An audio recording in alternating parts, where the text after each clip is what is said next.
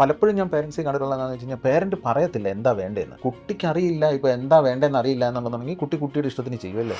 U need to be very clear around the guidelines what it is. This is what I love, this is what I like, and still I'm open to have a different opinion. അല്ല, അത് ഉണ്ടെങ്കിൽ പറയൂ, നമുക്ക് സംസാരിക്കാമെന്നുള്ള ഒരു approach എടുക്കുന്നതായിരിക്കണം.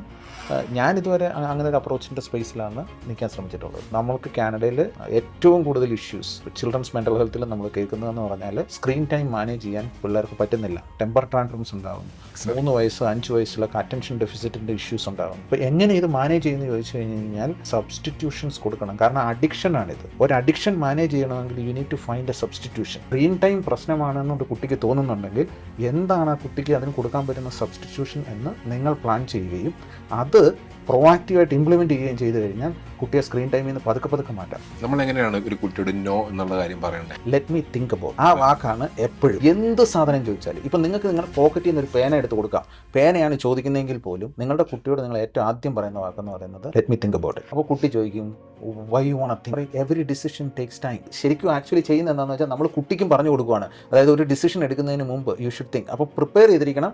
After 1-2 വർഷം ഇത് practice ചെയ്ത് കഴിയുമ്പോൾ നമ്മൾ കുട്ടിയോട് പറയാം, മോനെ ആ റിമോട്ടിന് എടുത്തടാന്ന് പറഞ്ഞു കഴിഞ്ഞാൽ ഏറ്റവും ഫസ്റ്റ് റെസ്പോൺസ് എന്ന് പറയുന്നത് let me think about it.